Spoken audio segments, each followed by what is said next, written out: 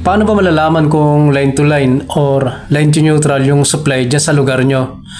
Cubs, share ko sa inyo. Gamit ang ating dalawang uri ng voltage tester, no? Tuturo ko sa inyo o share ko sa inyo kung paano mag-test para malaman kung line to neutral ba o line to line yung supply dyan sa lugar nyo. Unahin natin gamitin itong ordinaryong voltage tester na to, Cubs. No? Paano nga ba ito ginagamit? Etong dulo na to, itatap mo sa terminal.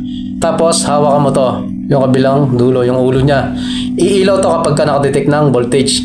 Tapos, dapat itong kamay mo or yung paa mo dapat nakadikit sa wall o kaya sa flooring. Sa madaling salita, dapat nakadikit ka sa ground. Ito ako, Cubs, papakita ko sa inyo. Pansin nyo, nakatusok na siya sa terminal ng ating breaker.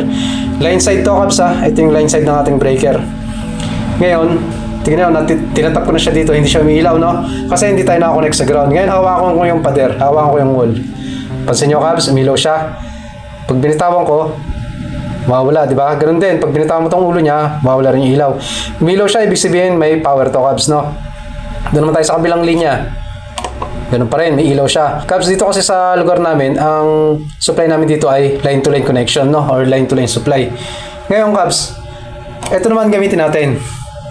Ngayon, Cubs, dito naman tayo sa ating isang voltage tester, no? Na digital to, may digital display siya dito. Bibigay nito sa'yo kung ano yung reading ng terminal o ng wire na tinetest mo. Paano nga ba ito ginagamitin, Cubs? Papindutin mo lang to para mag-on. Ito. Ayan, okay. Tapos, tutusok mo rin siya sa terminal. Tutusok mo siya sa terminal habang itong voltage na to, nabasa nyo ba to, Cubs? Itong voltage na nakalagay. Dapat pipindutin mo yan, no? Nakapress dapat yan.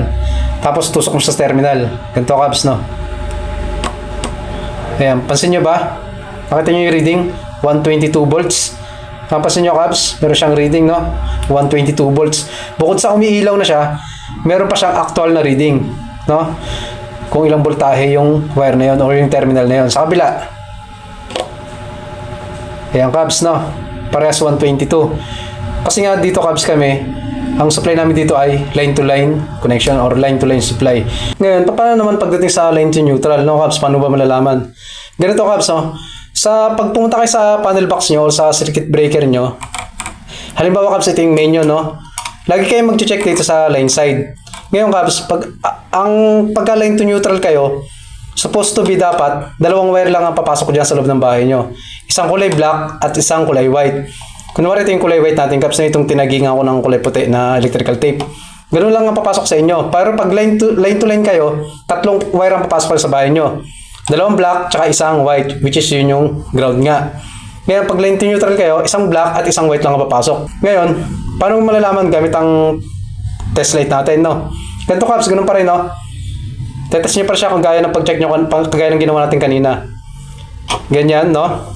Tatap nyo yun, tapos hawak kayo sa ground. Yan, iilaw siya, no, Cubs? Supposed to be dapat iilaw tong kulay black. Pagdating doon sa kulay white, dapat hindi siya ilaw. Kita nyo, Cubs, walang ilaw.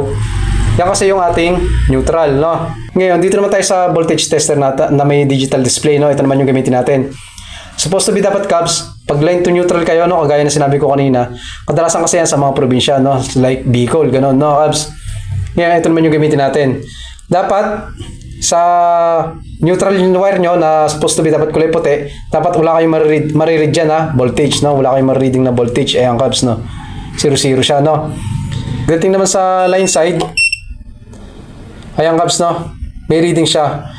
129 volts kasi nga line to line kami dito, Cubs, no? Ginawa ko lang siya ng parang dinisconnect ko lang yung isang wire. Pero dapat ang marireading nyo dyan, malapit sa 220 volts, no? Lagpas ng konti or mas baba ng konti sa 220 volts. Ganun yung pagkakaiba ng line to line at line to neutral.